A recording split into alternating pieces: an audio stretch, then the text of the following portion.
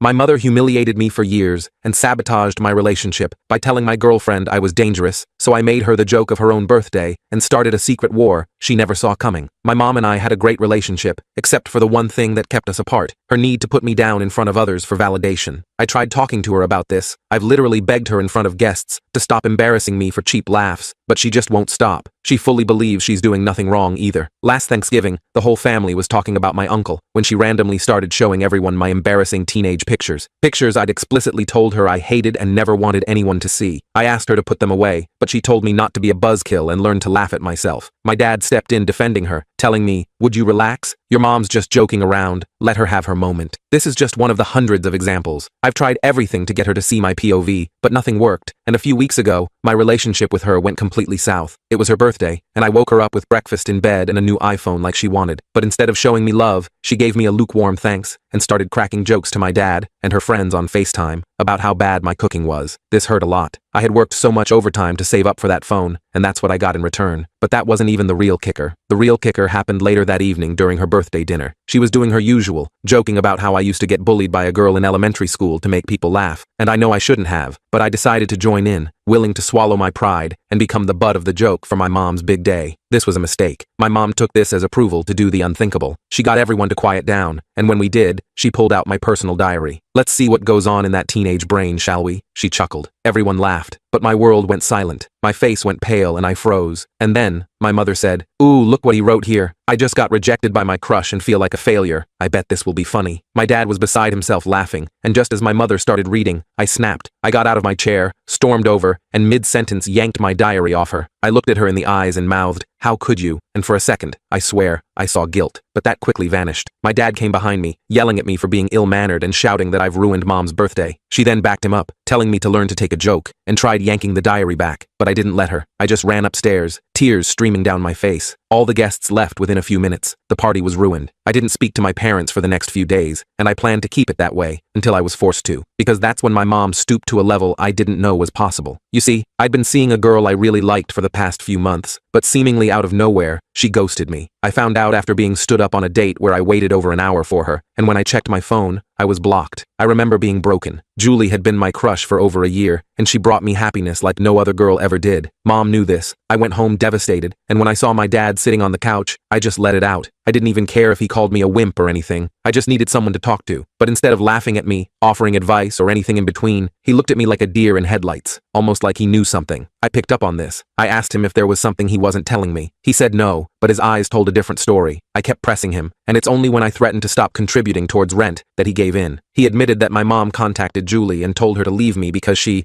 feared for Julie's safety. She told Julie I was dangerous, had anger issues, and made up disgusting lies about how I like to tell my mom the graphic details of what I do in bed with girls. She hammered down on this last point, embarrassing me and making me out to be a freak. My mom put on the waterworks in front of Julie, who became so scared of me, she just decided to never speak to me again. I went blind with rage when my dad told me. I stormed up to my room, where I kept exactly what I needed in case my mom ever took it too far. My dad kept asking me not to be mad, making excuses for her and saying I can win Julie back. But I wasn't planning on being mad. I was planning on making her pay. And when my dad saw what I was holding, he asked me to please be civil and think about this. But the time to be civil was over. Fast forward to next week, I was hosting a redemption birthday party for my mom to make up for ruining her real one. It was going great, until I got everyone's attention. I saw my dad start to sweat because he knew what was coming, but I had threatened him into staying silent. I brought everyone's attention to the TV, telling everyone my mom had been working on a project she wanted to show everyone. She had a confused, borderline worried look on her face, but I just smiled at her and mouthed at her, "Don't be a buzzkill." I then plugged in my USB drive. A USB drive filled with hundreds of embarrassing videos of her, all taken by me, all in the event that I needed to use them one day. There were videos of her getting cake smashed, screaming, raging about how the TV won't work, punching a wall because she ran out of ice cream, and many more embarrassing things. Guests erupted in laughter. I did too. But then, as I looked over at my mom, she wasn't just mad. She had steam coming out of her ears. And in that moment I knew I was gonna regret what I did. My mom didn't say anything while the video was playing or after, and actually just nervously laughed along, but I could tell by her tone during the rest of the day, she was mad. Everyone talking about the videos made her anger even funnier. However, the party eventually ended, and afterwards, I felt a mixture of satisfaction and dread. Everyone had left pretty quickly after my little video presentation, mostly mumbling awkward goodbyes without looking at any of us directly. I stayed in the living room, staring at the blank TV screen where my mom's embarrassing moments had just played. The silence that followed felt heavy. It didn't last long. Mom cornered me in the kitchen when I tried to escape to my room. Her face was this weird combination of pale and blotchy red at the same time. I'd never seen her look so angry. "You've crossed a line," she hissed, keeping her voice low even though everyone had left. "You think you're clever? You have no idea what you've started." I wanted to say something profound or cutting, but all I managed was, "You crossed the line first, with Julie." She gave me this look that honestly sent a chill down my spine, then walked away without another word. I stood there for a good 5 minutes, just trying to process what had happened. That's when I realized this wasn't over, not by a long shot. The next morning I came downstairs to find Dad eating breakfast alone. I grabbed some cereal and tried to act normal, hoping maybe we could just move past everything. "Your mother cried herself to sleep last night," he said after a few minutes of uncomfortable silence. My spoon froze halfway to my mouth. "Dad, do you have any idea what she did to me? To my relationship?" He just shook his head. "All I know is you humiliated her in front of all her friends. That video was cruel. And reading my private diary out loud wasn't?" I shot back. Dad sighed that deep, disappointed sigh that parents have somehow perfected. "You're an adult now. You need to be the bigger person." I wanted to argue more, but something in his expression stopped me. He looked tired, defeated almost. For the first time,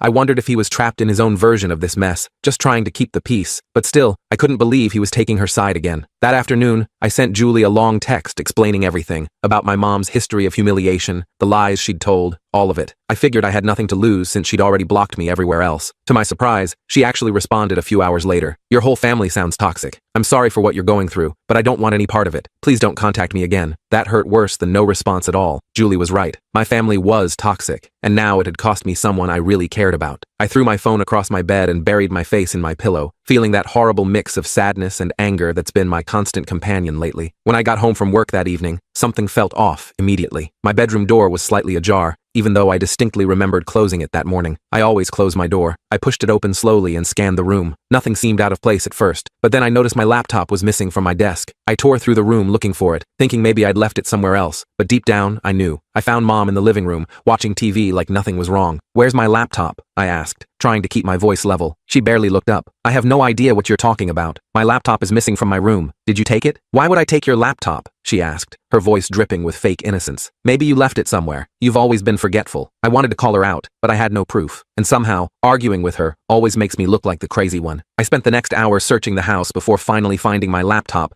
tucked behind some boxes in the storage closet. I immediately checked to see if anything had been accessed, but couldn't tell for sure. That weekend, I installed a lock on my bedroom door. Dad saw me doing it and just shook his head, but didn't try to stop me. Mom made some comment about how only people with things to hide need locks, but I ignored her. I decided to reach out to my Aunt Lisa, my mom's sister. She's always been the more reasonable one in the family, and I thought maybe she could talk some sense into Mom. We met for coffee at a place near her house. "I understand you're upset," she said, after I explained everything that had happened. "But families should work these things out privately. The video was taking it too far." "Did you hear the part about her destroying my relationship?" I asked, feeling my frustration rise. "Or reading my diary out loud to her friends?" Aunt Lisa shifted uncomfortably in her seat. "Your mother can be difficult, but she's still your mother." I left feeling even more alone than before. It was becoming clear that Mom had already spread her version of events through the family grapevine. In her telling, I was sure the diary incident was just a harmless joke, and I was the villain who humiliated her for no reason. The following Tuesday, I got a frantic call from my friend Zach. "Dude, did you post those weird childhood photos on your Instagram?" he asked. My stomach dropped. "What photos? There's like a dozen pictures of you as a kid in some Superman underwear and stuff. One looks like you wet the bed. People are commenting like crazy." I nearly crashed my car pulling over to check my phone. Sure enough, there they were. Humiliating childhood photos I didn't even know existed, posted to my account with captions like, "Throwback to simpler times," and "Some things never change." I deleted them immediately, hands shaking with rage and embarrassment. It took me less than 5 seconds to figure out who was responsible. Mom had obviously found my password somehow. I spent the next hour changing passwords on every account I had and setting up 2-factor authentication on everything. That night, I confronted her directly. "The Instagram photos? Really? That's your response?" She gave me a little smile that didn't reach her eyes. "I don't know what you're talking about, but if something happened with your social media, maybe it was just giving you a taste of your own medicine." "I want a truce," I said, trying to be the mature one. "This has gone far enough on both sides. Oh, now you want peace? She laughed. After what you did? I don't think so, honey. You started this war. That night, I packed up my most personal belongings, journals, keepsakes, important documents, and took them to my friend Alex's apartment for safekeeping. I didn't tell him exactly why, just that I was doing some spring cleaning. I couldn't risk leaving anything else for her to find and use against me. Friday night, we were all at the dinner table in painfully awkward silence. I decided to try one more time to have a rational conversation. Can we please just talk about boundaries? I asked, keeping my voice calm. This situation is getting out of control. Before Mom could respond, Dad jumped in. I think we all need to calm down and move past this. Family is family. I agree, Mom said sweetly. Then she turned to Dad. Oh, by the way, I found some interesting messages on his phone the other day. Want to see what our son was saying to that Julie girl? Pretty graphic stuff. I froze. You went through my phone? Those messages are private. She pulled out her own phone and started showing Dad screenshots. Screenshots of intimate conversations between me and Julie. I felt sick. I pushed my chair back from the table so hard it fell over behind me. My appetite was completely gone, replaced by a knot of anxiety and rage. I left without another word and drove around for hours just to avoid going home. The next morning, I went out to my car to find all 4 tires completely flat. Upon closer inspection, I could see they'd been slashed. Each one had a small, deliberate cut in the sidewall. I couldn't prove Mom did it, but the timing was too coincidental. I had to use my emergency savings to pay for new tires. I had been carefully building this fund with overtime shifts, hoping to eventually move out. Now I was back to square one financially. The repair shop guy told me it looked like someone had used a small knife, carefully puncturing each tire in a way that couldn't be patched. Things were escalating faster than I could handle. I started picking up extra shifts at work, hoping to save enough to get my own place as soon as possible. But when I showed up that Monday, my manager called me into his office. Your mom called me yesterday, he said, looking concerned. She mentioned you've been going through some mental health issues, said you might need reduced hours for a while. I sat there in shock. What? I'm fine. I've been asking for more hours, not fewer. He gave me this look of pity that made my skin crawl. She sounded really worried about you, said you've been having episodes. He pushed a pamphlet for the company's employee assistance program across the desk. Maybe take a few days off? Use some of your PTO? Instead of more shifts, I ended up with fewer. I couldn't even explain the real situation without sounding completely unhinged. Who would believe that my middle-aged mother was systematically destroying my life because I showed some embarrassing videos of her at a party? I tried talking to Alex about everything that was happening, hoping for some support or advice. We met at a bar near his place, but he seemed weird from the moment I arrived. Your mom called me, he said after his first beer. My heart sank. What did she say? She's really worried about you, man. Said you've been having these explosive anger episodes, that you destroyed a bunch of stuff in your room. He looked uncomfortable. She said sometimes you talk about hurting yourself or others. None of that is true, I said, feeling a familiar helplessness wash over me. She's making it all up because of this fight we're having. Alex just nodded, but I could tell he didn't fully believe me. Maybe you should get some professional help, just to talk to someone? I realized then that Mom was systematically cutting off all my support systems one by one. She was telling everyone in my life that I was unstable, making it impossible for me to explain the truth without sounding exactly like the person she was describing. That night, I created a detailed document recording all of her behaviors with dates, times, and witnesses when possible. I figured if things continued to escalate,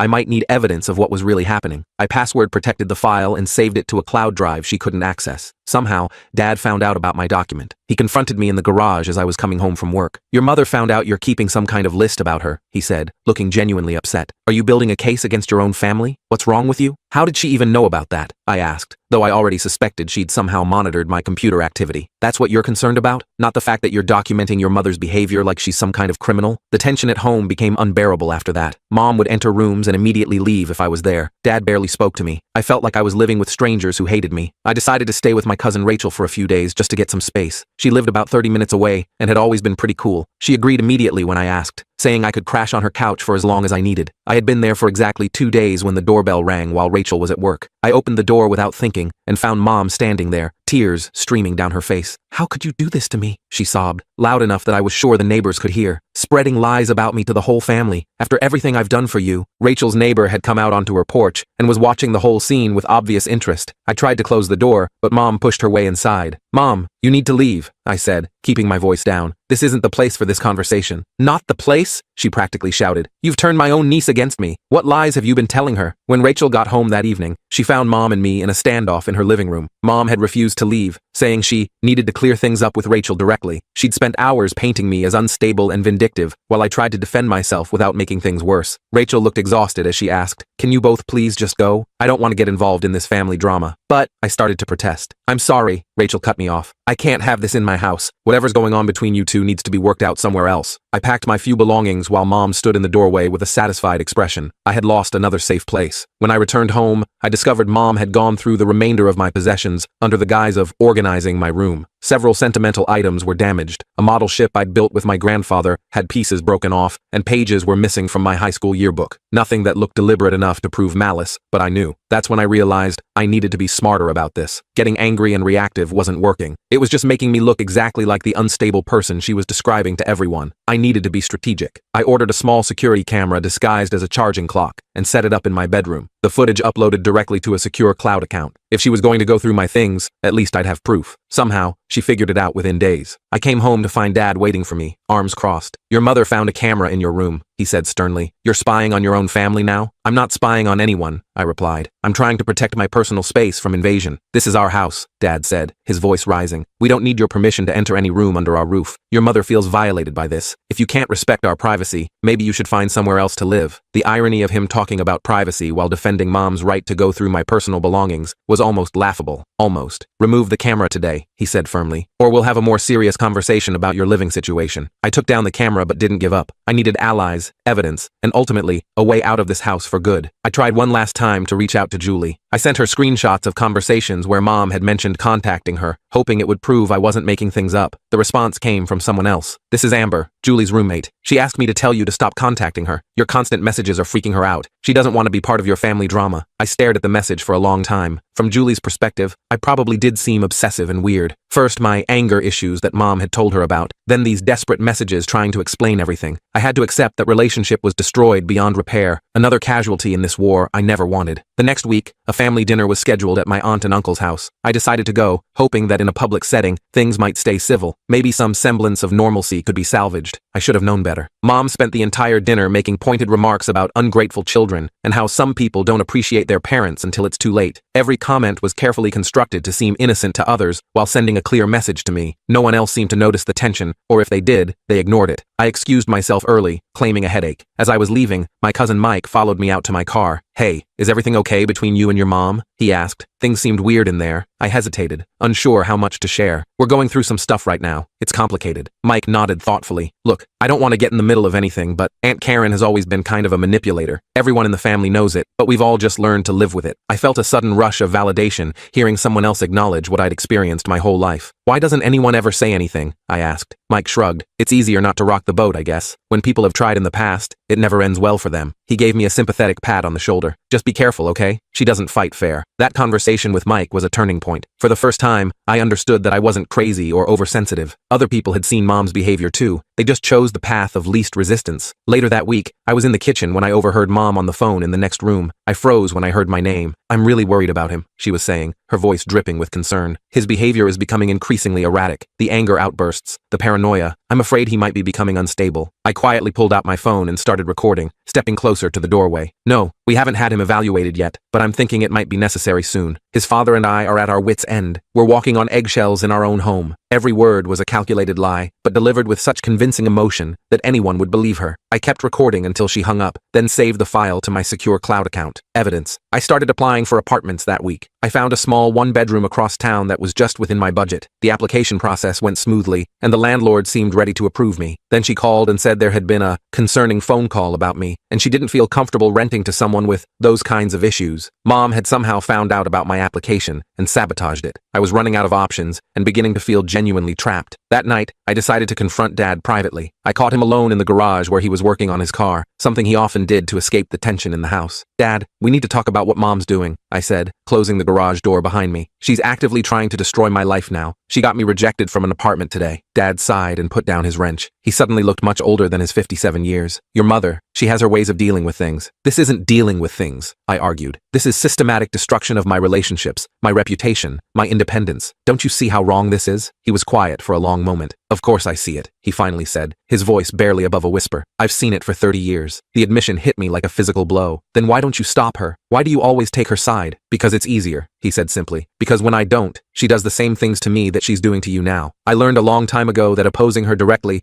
only makes things worse." I stared at him, seeing my father in a completely new light. He wasn't just an enabler. He was another victim who had simply found a way to survive. "I can't live like this," I told him. "I won't." He nodded slowly. "I know, and you shouldn't have to." Over the next few days, I noticed Mom taking photos of me around the house with her phone when she thought I wasn't looking. Once, I caught her reflection in the TV screen as she quickly snapped a picture of me eating breakfast, then started typing something. I began strictly monitoring what I said and did at home. I kept conversations minimal and avoided being in common areas when possible. I was essentially living like someone in witness protection, careful not to leave any information or behavior that could be weaponized against me. One evening, I received a call from my Uncle Robert, my dad's brother who lived about 3 hours away. We weren't particularly close, but he had always been nice to me at family gatherings. "Your dad called me," he said after some awkward small talk. "He's worried about you." My heart sank, assuming this was another flying monkey sent by Mom to lecture me about respecting my parents. "Look," Uncle Robert continued, "I don't know exactly what's going on, but I gather things are pretty toxic there right now. I wanted to offer you my guest room if you need somewhere to stay for a while." I was stunned by the unexpected lifeline. "That's really generous, but your place is 3 hours from my job. I can't commute that far. I understand, but the offer stands if you need it. Sometimes you have to prioritize your mental health over convenience." I thanked him sincerely, touched by his support even though I couldn't accept it. The fact that Dad had reached out to him secretly gave me a small hope that maybe Dad was finally trying to help in his own way. I created a separate email account to communicate privately with family members I trusted, hoping to gradually build a support network. I was careful to use a strong password and only access it from my phone. It worked for about a week before Mom somehow gained access. She must have installed spyware on my phone when I wasn't looking. She sent embarrassing emails to several relatives pretending to be me, including one to my grandmother that contained bizarre sexual references. I spent the next day calling everyone who had received these emails, explaining what had happened and apologizing profusely. Some believed me. Others clearly thought I was making excuses for my own weird behavior. The damage control was exhausting. The next morning,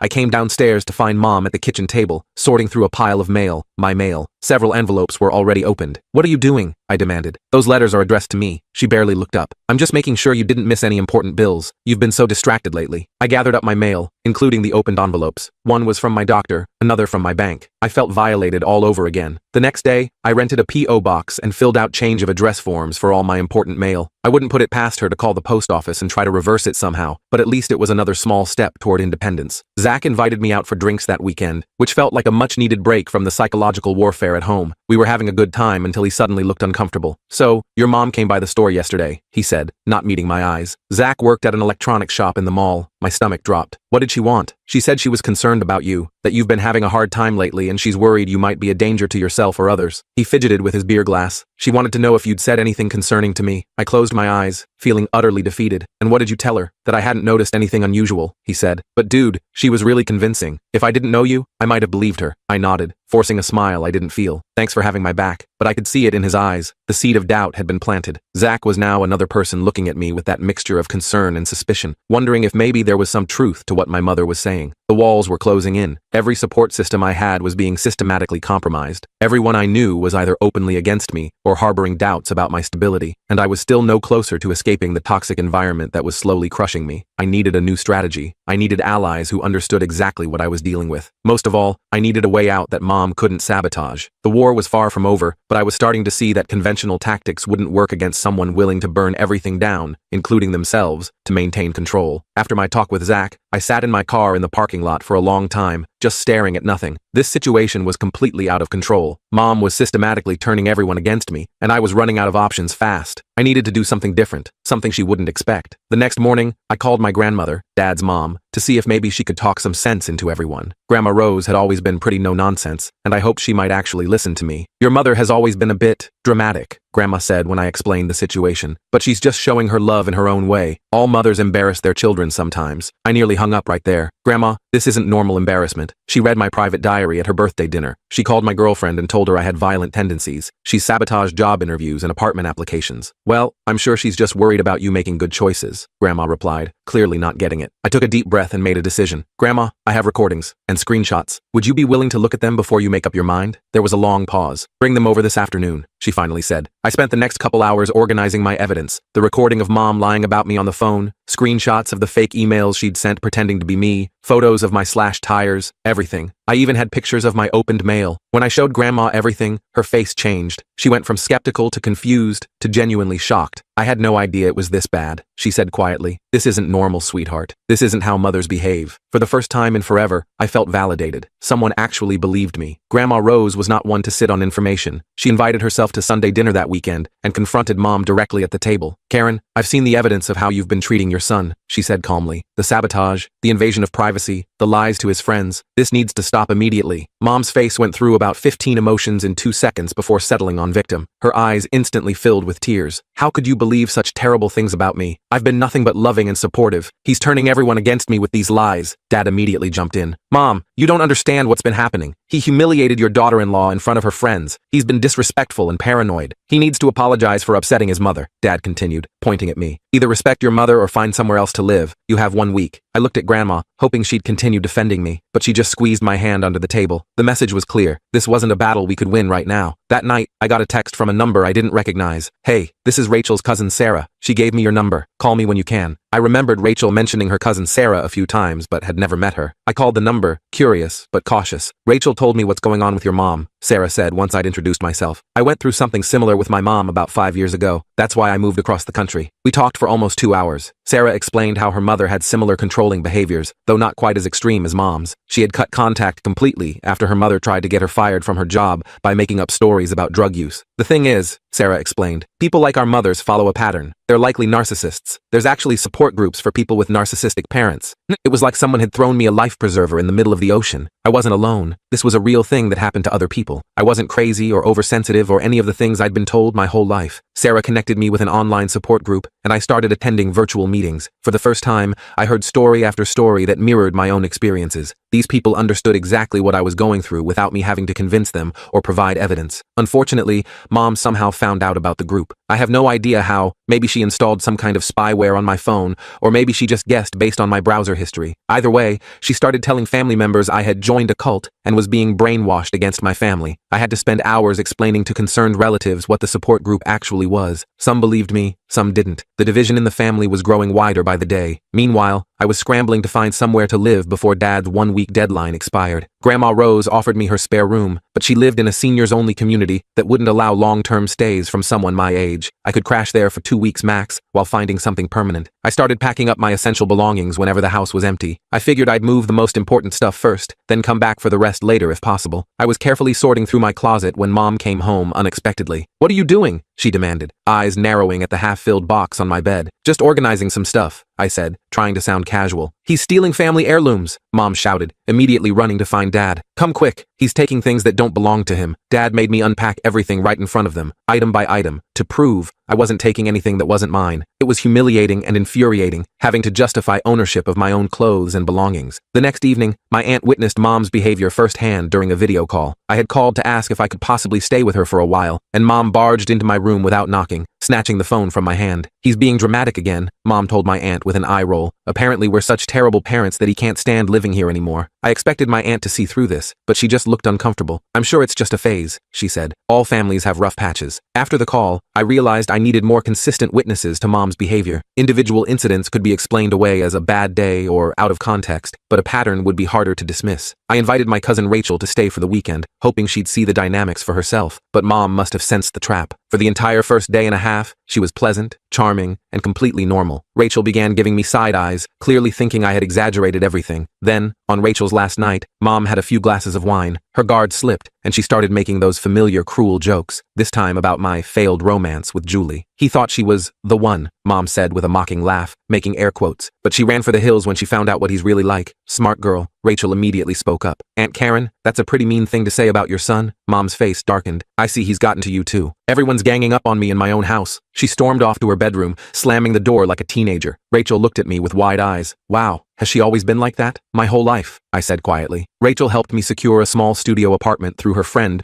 who worked at a property management company. The downside was, it wouldn't be available for another month. I still needed to survive at home for 4 more weeks. I was meticulously documenting every interaction with Mom in a password-protected cloud file. One day, I left my computer briefly to take a shower, forgetting to lock it. When I came back, something felt off about the way my browser tabs were arranged. After some digging, I discovered keylogging software had been installed on my laptop. Mom had been monitoring everything I typed, passwords, private messages, journal entries, everything. The invasion of privacy was so complete, it made me physically sick. I immediately bought a new laptop with my emergency credit card and kept it hidden at Rachel's apartment. This meant I could only work on my online courses when I visited Rachel, which wasn't often enough. My grades started slipping, adding financial aid concerns to my growing mountain of problems. Mom noticed I wasn't using my old laptop anymore and confronted me in the kitchen. Why aren't you using your computer lately? Got something to hide? She asked with fake casualness. I know about the keylogger, Mom, I said calmly, watching her reaction. Her face fell for just a second before she recovered. I have no idea what you're talking about. This paranoia of yours is concerning, but I saw it. That brief flash of shock when she realized I'd caught her. For once, I felt like I had the upper hand in our psychological warfare. A few days later,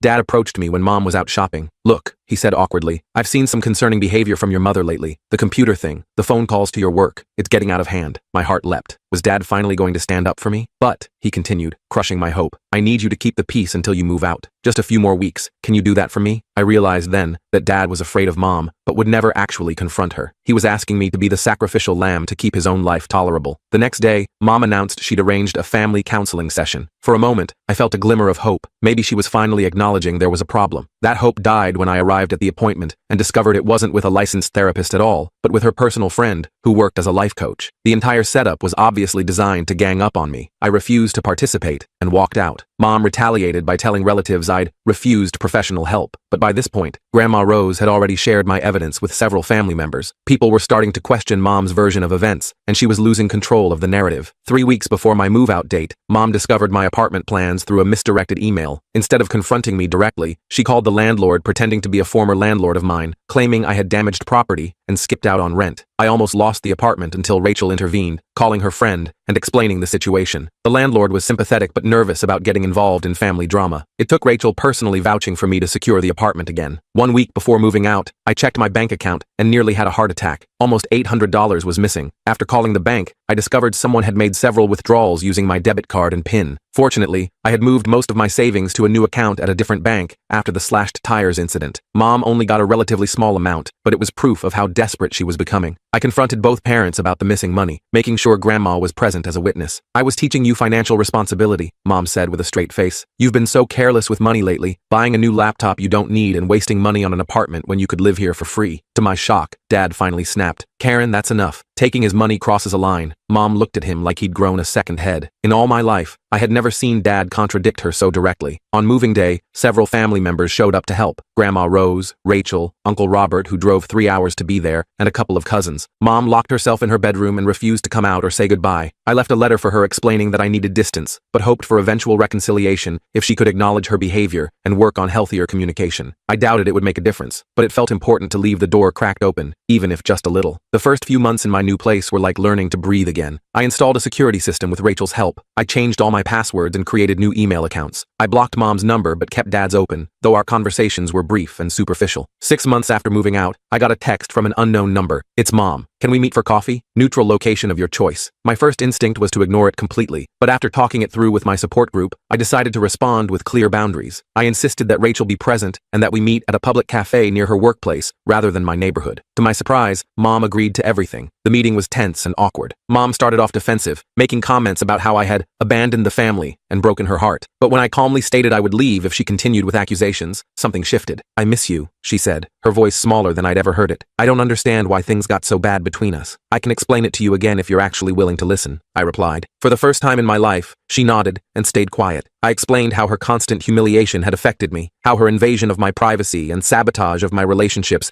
had destroyed my trust. I told her I knew about the keylogger, the bank withdrawals, the calls to my workplace and landlord. She started to deny some of it, then stopped herself. I thought I was protecting you, she said finally, but I can see now that I was really just trying to control you. It wasn't a perfect apology. There were still deflections and moments where she tried to justify her actions, but it was the most honest conversation we'd ever had. We've met a few more times since then, always with Rachel or another buffer person present. Mom has started seeing an actual therapist, though I don't know what they discuss. Dad calls more regularly now, and we've managed a few one-on-one lunches without Mom being the center of the conversation. I don't know if we'll ever have what might be considered a normal family relationship. The damage runs deep, and trust rebuilds slowly, if at all. But for the first time, we're interacting as adults, rather than as controller and controlled. Last week, Mom texted to ask if she could see my new apartment. I haven't said yes yet. Some boundaries need to stay firm longer than others, but the fact that she asked, instead of just showing up unannounced, feels like progress. Small, imperfect progress, but progress nonetheless. Whatever happens with my family going forward, I know now that I can trust my own perceptions. I'm not crazy or oversensitive. I deserve respect and privacy. And most importantly, I'm capable of building a life where those things are the norm, not the exception. If she crosses my boundaries again, I won't hesitate to step back, but I'm cautiously optimistic that maybe, just maybe, we've found a way to coexist without constant warfare. Only time will tell.